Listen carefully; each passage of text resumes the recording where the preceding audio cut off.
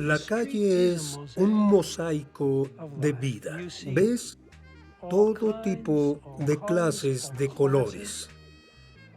Entras en un flujo y te arrastra y puedes oír lo que dice la gente. Puedes sentir su energía humana y observar su comportamiento.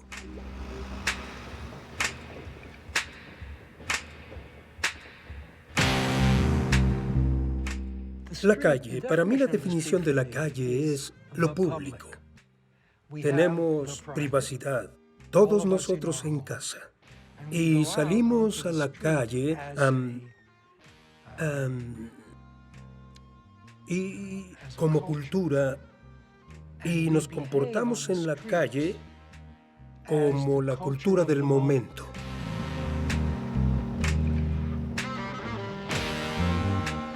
Nosotros, cualquiera que pueda ver, tiene la oportunidad de ser testigo de las luchas, los significados, las políticas. Las fuerzas sociales son visibles en la calle. My father is a butcher. My mother cuts the meat. And I'm a little meatball that rolls around the street. Nací en el Bronx, que es la parte norte de Nueva York, en un tipo de vecindario de clase trabajadora. La mayoría pobre, muchos asalariados. Pero fue una vida muy interesante la que tuve ahí. Así que siempre estábamos en la calle. Y en mi cuadra habían alrededor de 2,000 personas que vivían en mi calle. Así que ahí habían enormes grupos de niños que jugaban juntos y estábamos en la calle todo el tiempo. Realmente era vida callejera. Mi padre era chofer de camión y luego se convirtió en vendedor. Y fue un verdadero maestro para mí, además de padre. Me mostró una forma de ver el mundo y de entender la vida a mi alrededor. A donde fuéramos, él solía decir, mira eso, mira la diferencia entre eso, mira eso, algo va a pasar. Lo más importante es que me enseñó cómo poner atención al mundo, a no estar en un sueño todo el tiempo, tal vez porque de niño fui un soñador. Pero él me ayudó a ver cómo funcionaba el mundo y ese tipo de interés en el que el mundo se mostraba a sí mismo posiblemente fue lo que me llevó a ser fotógrafo años más tarde, aunque eso no lo sabía de niño.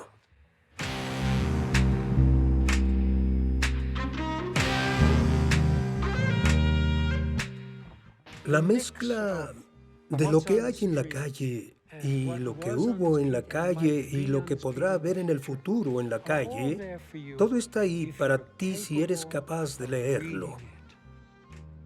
Porque la calle es un texto invisible. Y si eres un lector curioso, podrás encontrar algún sentido en ello.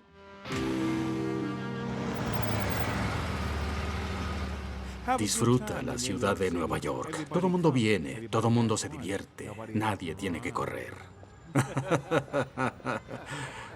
Pon atención, mantente vivo, multiplica. 1 más 1 son 2. Eso quiere decir tú y yo, nena. Y esto es hasta el amanecer. Soy Willie Glass, una llamarada del pasado que lo sabe todo de ser un desgraciado. Muchas gracias. Esto será divertido. Pienso que fue la época dorada a principios de los años 60. Había inocencia en la calle. La gente no podía imaginar que estarías tomándoles fotografías. Veían por encima de sus hombros para ver si había algo detrás de ellos que estuvieras fotografiando.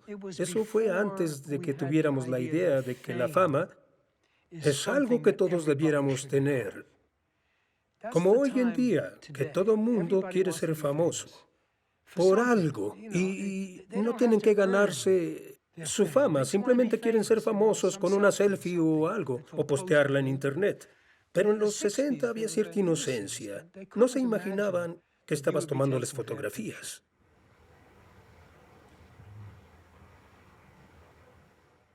Así que los fotógrafos tenían camuflaje. Y ese camuflaje venía de una especie de inocencia grupal. Y podías trabajar en las calles, aun si aprendías la estrategia de ser invisible de Bresson. Aun si no eras invisible, aún podías tomar fotografías y la gente no te amenazaba o temía. Era solo, tú eres fotógrafo, de acuerdo, está bien. No.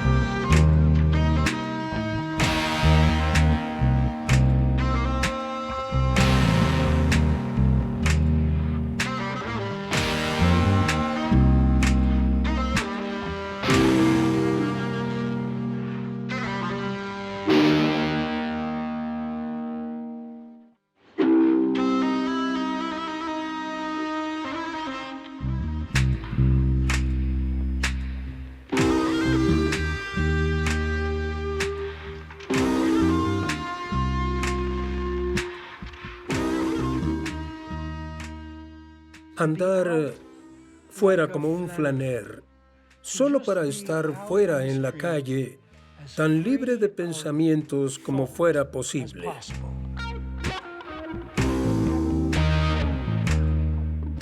Caminaba sin rumbo y algo me decía, alto.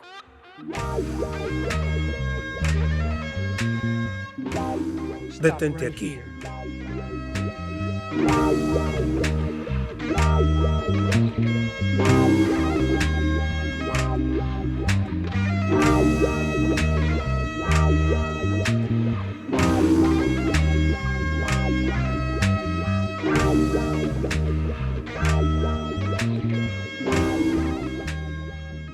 La vida está llena de maravillas inesperadas. Siendo humano, teniendo una filosofía humanista, y estas salen diariamente de las cosas ordinarias, pero tienes que ser muy claro y enfocado y consciente, de modo que puedas verlas, porque solo pasan por un momento así.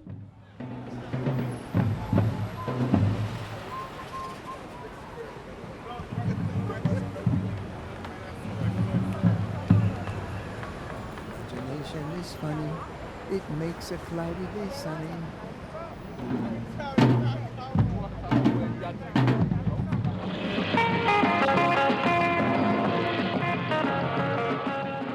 París es la ciudad donde la gente sueña más. En París puedes encontrar infinidad de lugares donde la gente se encuentra, por suerte o por accidente. Algunos de estos lugares mantienen su forma primitiva y por eso han adquirido fama mundial. Llegué a París en 1966. La época era enérgica, pero más relajada que en Nueva York. Había una vida de cafés, la vida callejera, y era mucho más a gusto. Había un gran sentido del estilo. Amaba a las mujeres. Simplemente pensaba que las mujeres eran fantásticas y que podías hacer una especie de contacto visual. Recuerdo sentir que los camareros de los cafés hacían su trabajo. Eran camareros, esa era su vida, y tenían cierto orgullo. Y lo veía en los carniceros y en los pescaderos, en los vendedores de frutas del mercado. Todos parecían tener cierta dignidad y cuidado por su pequeño espacio territorial. No puedo decir que podía fotografiarlos, pero en verdad afectó mi sentido de lo que es importante considerar acerca de la vida francesa. Cierta actitud.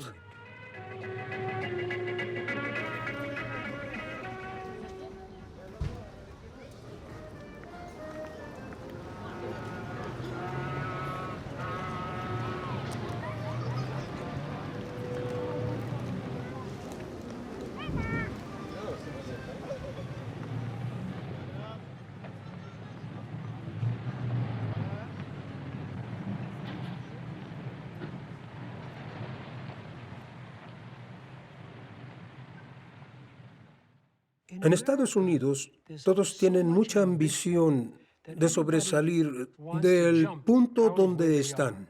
O solo estoy haciendo esto temporalmente. Quiero ser rico.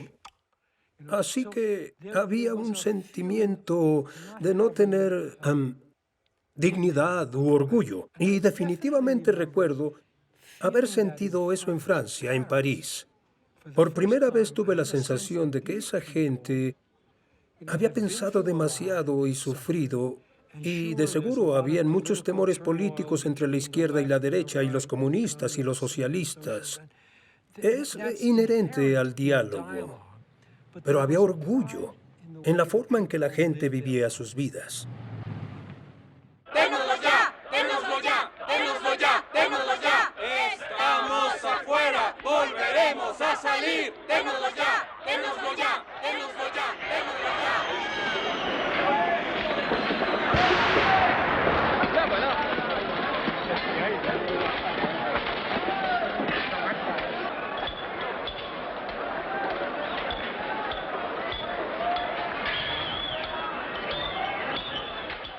No lo entendí hasta que un año después regresé a Estados Unidos y noté que este país era de una forma muy distinta. Se han dado graves enfrentamientos durante las manifestaciones contra la guerra de Vietnam. En la ciudad de Nueva York, frente al edificio de las Naciones Unidas, la policía arrestó a 40.000 personas. La alcaldía ha puesto a la policía en máxima alerta. La manifestación ha tenido consecuencias espectaculares. Los manifestantes han continuado sus esfuerzos por entregar una petición formal al señor Ralph Bench. ¿Quién nos enterrará? Los peores disturbios raciales de 2 años atrás en el sector Watts de Los Ángeles cimbraron a la ciudad más grande de Nueva Jersey, Newark, por 5 días y noches consecutivos. Al menos 24 personas murieron, más de 1.800 heridos y alrededor de 1.400 arrestados. Habíamos visto bastantes fotografías de las muertes de Kennedy y Martin Luther King. Habíamos visto las manifestaciones por la paz en el sur. Habíamos visto cañones de agua disparando sobre jóvenes negros, volándolos por completo. Vimos esas imágenes que mostraban un tipo de racismo de estadounidenses contra sus compatriotas. Y esas imágenes eran poderosas. Y no importaba si eran hechas como obras de arte por otros fotógrafos artísticos particulares o si eran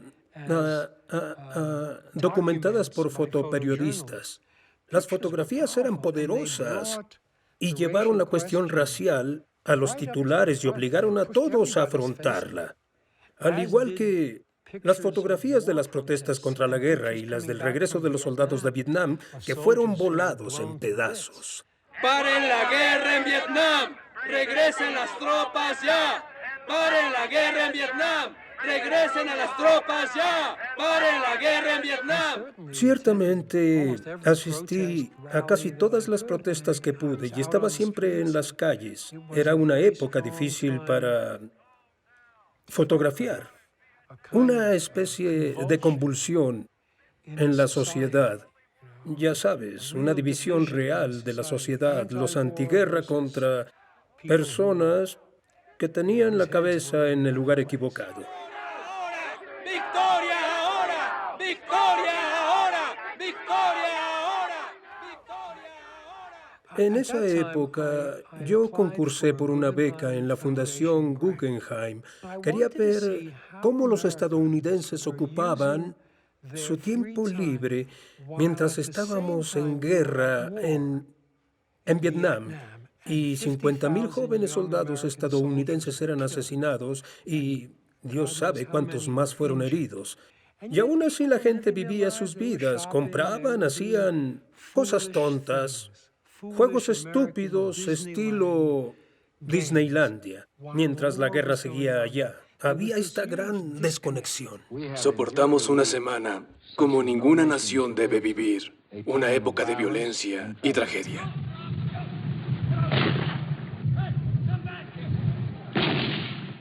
Pienso que el presidente de Estados Unidos jugaba a la política en un periodo de tragedia y disturbios. ¡No! ¿Qué saben ellos? ¡Diablos no! ¿Qué saben ellos? ¡Diablos no! Estos son los sonidos y las voces de un año. Las noticias de la radiodifusora WKR presentaban un año marcado por los disturbios, por una guerra continua y protestas crecientes, por un crecimiento en el crimen y su costo y por la tragedia y juicio. Así como es Estados Unidos hoy, cuando la policía dispara a inocentes, hombres negros en la calle o en sus autos. Así que esa clase de eventos que pasaron en los 60 también, y las personas en Harlem o en Bedford-Stuyvesant, en Brooklyn, las personas se amotinaban, había mucha ira. Yo siempre pensé que era importante el atestiguar ese momento de la historia, porque obviamente era un punto de inflexión, aunque la mayoría del público estadounidense no lo captaba. Era claro que era el cambio, los tiempos que ellos estaban cambiando. Bob Dylan cantaba bien por los tiempos están cambiando. Más que un nuevo año, 1970 trajo una nueva década. Muchos de los problemas de los años 60 nos siguieron en esta década, y el nuevo año sumó nuevos problemas.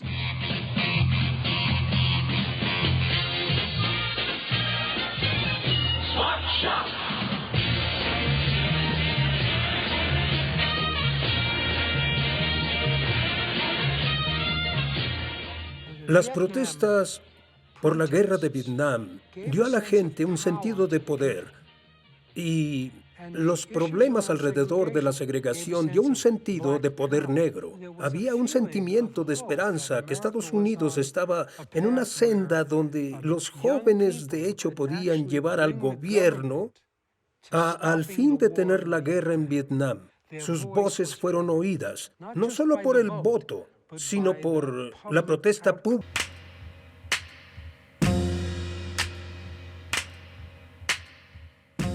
Nueva York dejó atrás la guerra en un periodo de prosperidad. Se hizo mucho dinero, la clase media crecía. Había una sensación de su propio poder y las personas podían expresarse por ellas mismas. Había una sensación de que podías ventilar tus puntos de vista, atestiguar el feminismo y los derechos de los homosexuales y del aborto, esos temas, los de la segregación. Digo, una sensación de libertad y un espíritu por la libertad misma estaba sucediendo.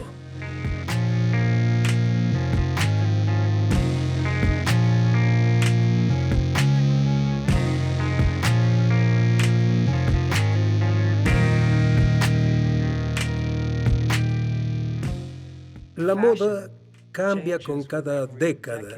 Y en efecto, la moda de los 70 en verdad era horrenda. Cuando piensas en ella hoy en día, los cuellos eran anchos, las camisas de los hombres tenían muchas flores, era el flower power, un montón de ellas para diseñarlas. Los pantalones usualmente eran de un extraño color café o verde, colores realmente horrendos con piernas anchas, campanas nada bonitas, solo una especie de torpes proporciones en ellos. Y como fotógrafo en la calle era interesante ver toda clase de moda masculina apareciendo en cada forma diferente cuando la comparas con los trajes de hombres de negocios. No es que me interesara la moda, porque no es un aspecto que siga. Pero cuando estás en las calles, comienzas a ver esta repetición una y otra vez y se convierte en una forma de medir tu tiempo.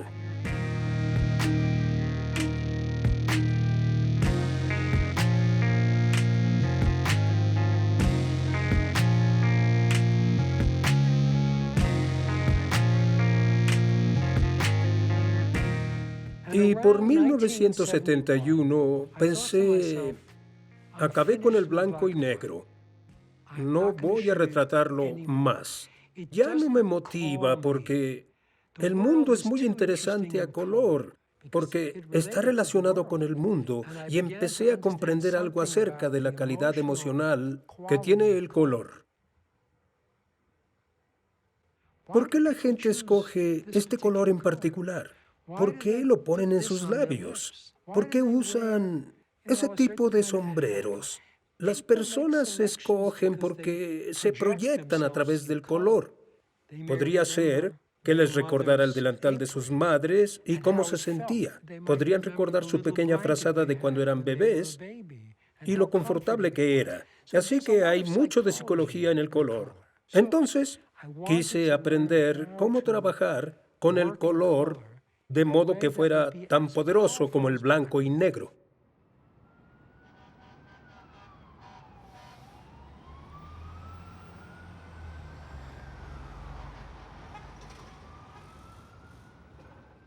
Tenía que encontrar una nueva manera de trabajar en la calle, porque antes blanco y negro o color no importaba, podía esperar a que un incidente pasara.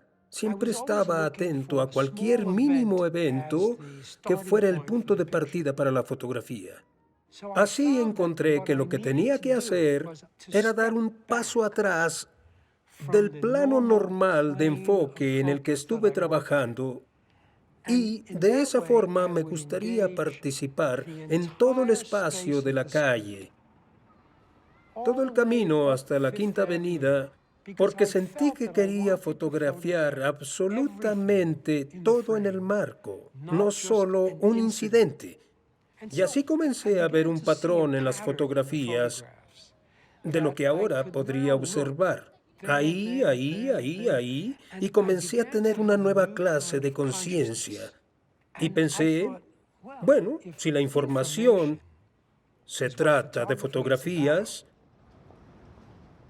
entonces quiero tanta información como pueda meter en un marco. Información de color, información de la actividad humana, información espacial, la densidad de la vida en la gran ciudad,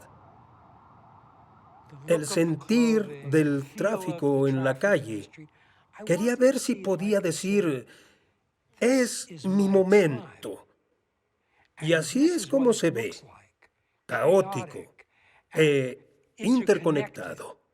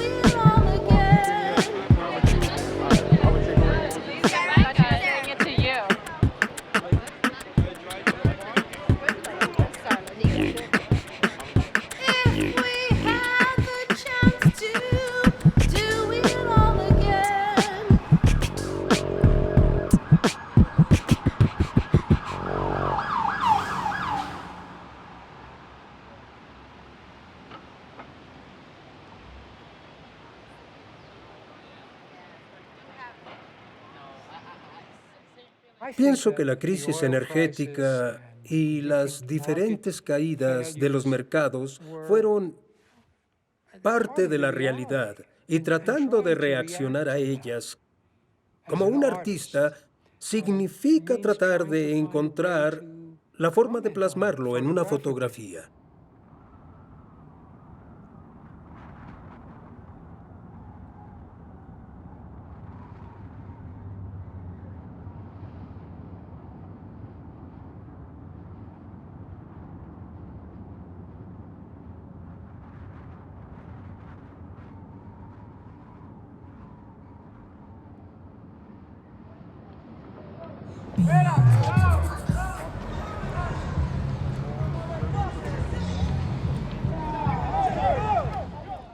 Hubo una cantidad de artistas interesantes que pintaban todas las paredes del subterráneo y de los edificios desocupados en Soho. No me resultaba interesante fotografiarlos porque ya eran el trabajo de alguien. Y al graffiti lo sentía como disruptivo. No me gustaba sentir a los trenes circulando pintarrajeados. Pensaba como si no hubiera suficiente caos en Nueva York para agregarle esta clase de egocentrismo. Mi gran nombre en un tren del subterráneo. Lo hacía de alguna manera más caótico y ruidoso. Todos pensábamos en ello como una clase de protesta, una protesta pública de los jóvenes de los guetos, diciendo, escúchenme, escúchenme. Tú sabes, de alguna forma era su poder, una llamada desde los barrios de los suburbios a los centros. Mira lo que podemos hacer, míranos.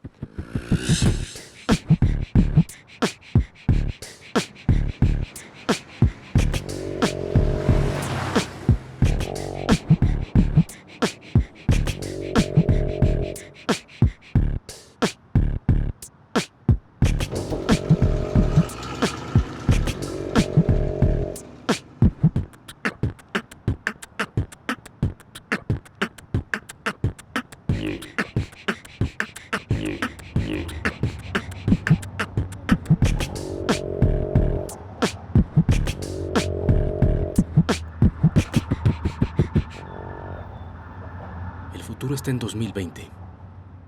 Era efectivo. Captaba la atención de la gente y enfurecía a mucha gente y agradaba a mucha gente. Así que, de algún modo, era el dispositivo de una forma de arte. Y en el caso de Basquiat, alguno fue capaz de dejar de hacer eso en las calles y llevarlo a un estudio y convertirlo en una expansión de su obra.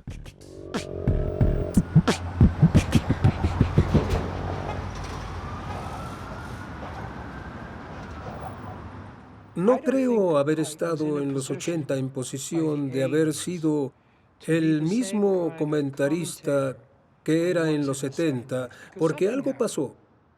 Tuve una especie de revelación, como si tuviera dos personalidades. Tenía a los músicos de jazz tocando en la calle y tenía un ejecutante de música clásica parado frente a la naturaleza. Un movimiento muy diferente. Así que me mudé a Cabo Cod en el verano, porque sabía que tenía buena vida en la calle y también hermosa iluminación. Y sería un lugar para que mis hijos jugaran junto al mar. Fue una decisión de cambio de vida para mí. La pequeña cámara está clic, clic, clic, clic, clic. La cámara grande está... Bájala, súbela, ve, debajo de la capucha, míralo. Y entendí que, en efecto, es posible desarrollar ese tipo de lado meditativo donde podía estar frente a la naturaleza o la luz, simplemente la luz misma, y perderme en ella, dejándome atrapar por el espacio y hacer una fotografía acerca de esa forma de tiempo.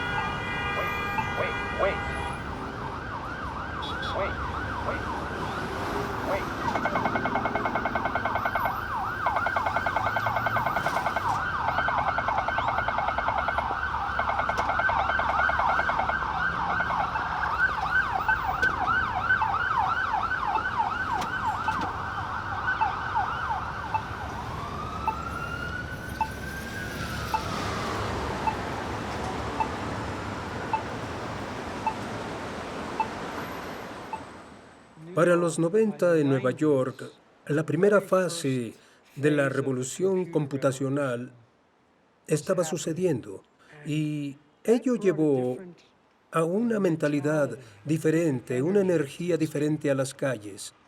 Un ejemplo de esto son los años que hice publicidad.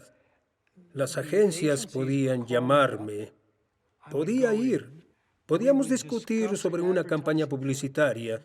Usaban mi experiencia y habilidades para crear una nueva imagen comercial y entonces salía a hacerla. En los 90, cuando las computadoras empezaron a ser realmente muy poderosas, los primeros días del Photoshop que se usaba para crear fantasías, y así la fotografía en el público, en la publicidad, no se parecía a la realidad.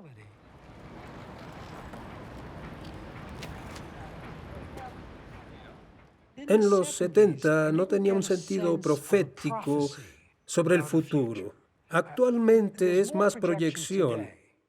Mientras hoy camino por las calles, observo a la gente viendo sus teléfonos en vez de ver el mundo. Veo un futuro sombrío en donde la gente está separada y ensimismada. Y hay una especie de egocentrismo en hacer selfies y entonces veo que algo está cambiando.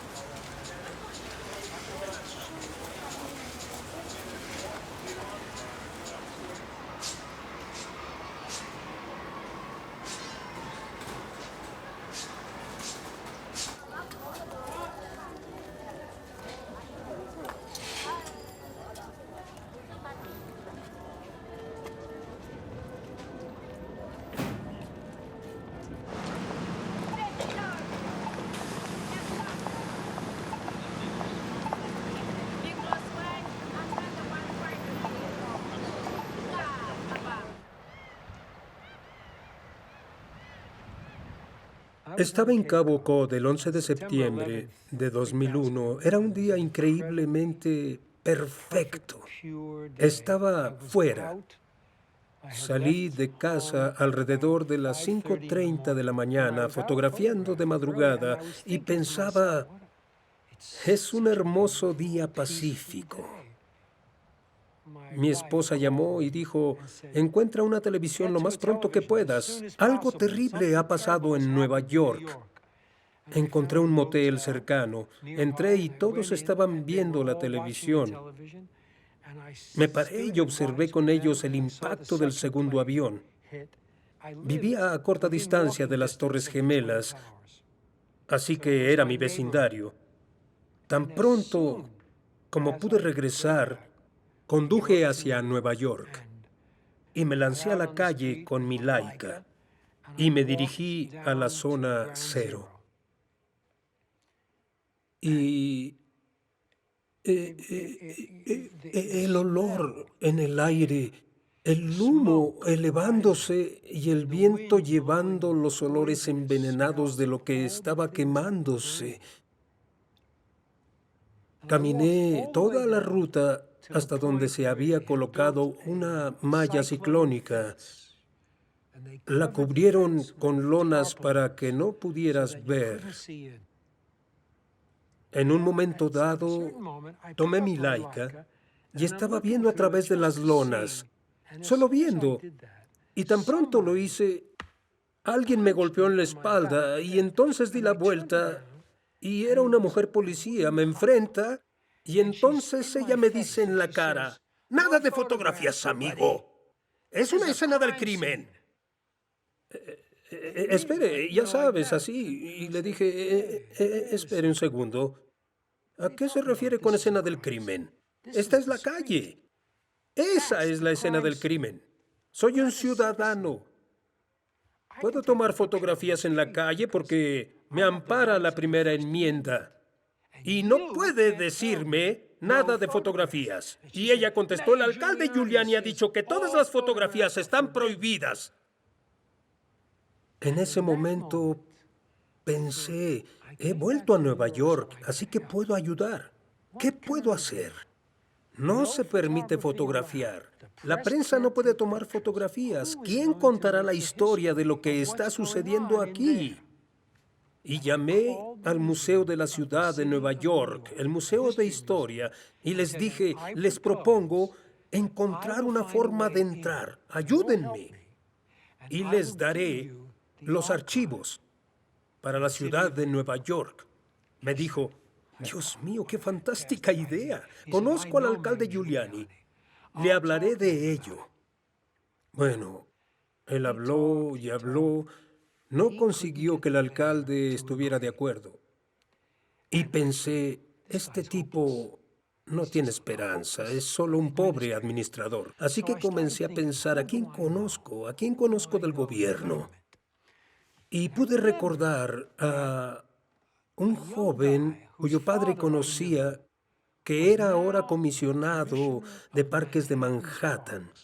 Así que lo llamé y dije, Adrian, soy yo, Joel Mayorvitz. Escucha, tengo una idea. Y le expliqué la idea. Le dije, necesito saber de alguien en el gobierno que pueda ayudarme. Y Adrian dijo, yo soy el gobierno. Dije, ¿qué puedes hacer por mí? Y él respondió, ven a mi casa esta noche. Voy a darte un pase.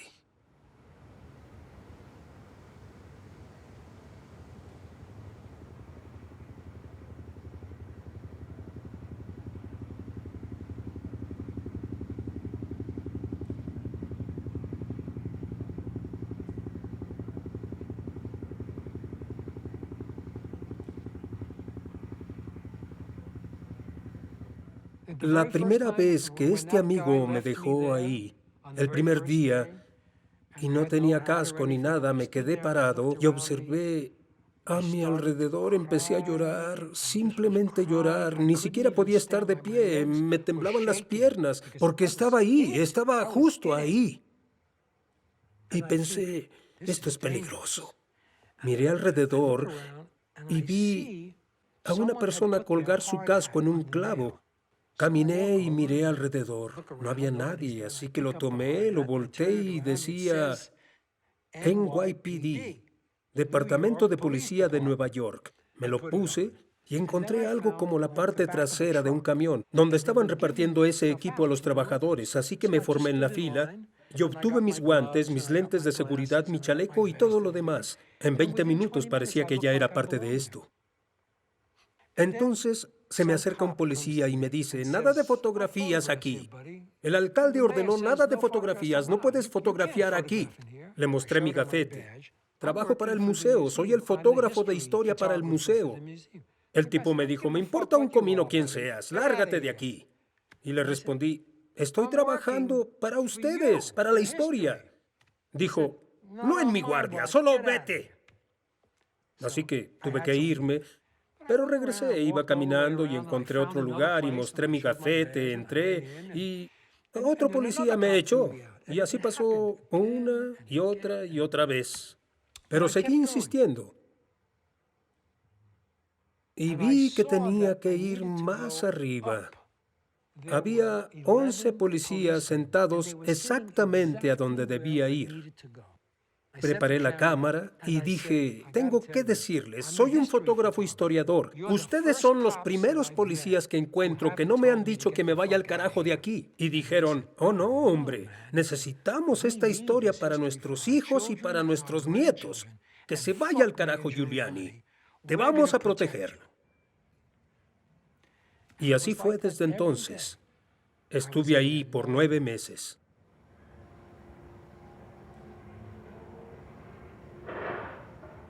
Me sentí joven de nuevo, como si fuera el mismo fotógrafo apasionado que se lanzó a la calle en 1962 y puse la cámara en color queriendo verlo todo. Estaba en llamas. Pensaba cómo me estaba reinventando como historiador, como guardián de registros, como un artista. Era una experiencia poderosa. En verdad, algo que no había hecho nunca.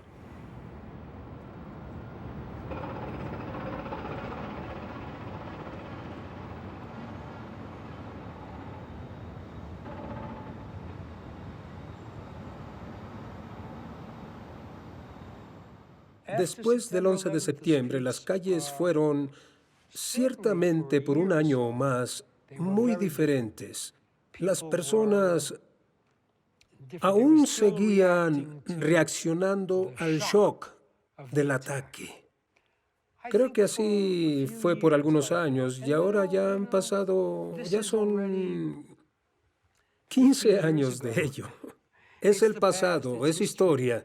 La gente viene y vive sus vidas y solo viven la calle casi de la misma manera, excepto que ha habido cambios, ¿correcto? Somos un poco más cautelosos sobre el comportamiento de las personas. Las personas están alerta y es una mezcla, tú sabes, no tiene la dulzura del pasado, la inocencia del pasado.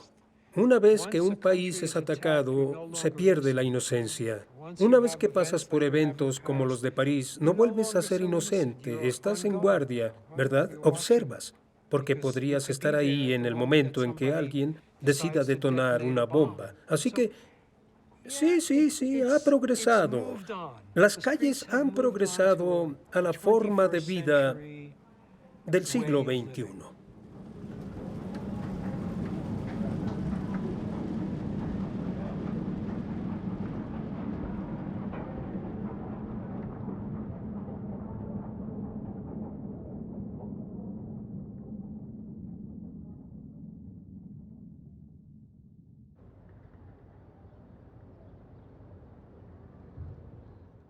$50 años atrás no sabía nada de fotografía.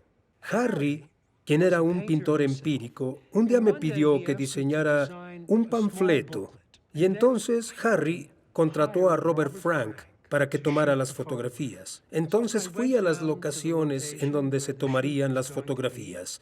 Se movía y fotografiaba. Vi su movilidad y pensé, ¡qué extraño! No sabía que podías moverte y tomar fotografías. Y cada vez que escuchaba a su Leica disparar clic, vería el momento en que algo está sucediendo justo frente a su cámara. Después de 2 horas, la sesión había terminado. Salí a la calle y, sobre todo lo que pasaba en ella, yo me imaginaba en mi mente clic, clic, clic. Estaba congelando todo, y a todo lo largo de la Quinta Avenida veía de todo. Así que fui a la oficina de Harry y dijo, ¿cómo estuvieron las tomas? Le dije, oh, fue grandioso, Harry, renuncio. Y él dijo, oh, ¿así de malas? Respondí, no, estuvo grandioso, pero debo ser un fotógrafo. Lo que él hizo me mostró que debía ser un fotógrafo y que debía estar afuera en la calle. Me miró y dijo, ¿tienes una cámara? Y le dije, no tengo cámara. Y contestó, idiota, necesitas una cámara. Abrió su cajón, sacó su Pentax y dijo, ten, aprende a usarla y cuando hayas terminado, regrésamela y consigue la tuya.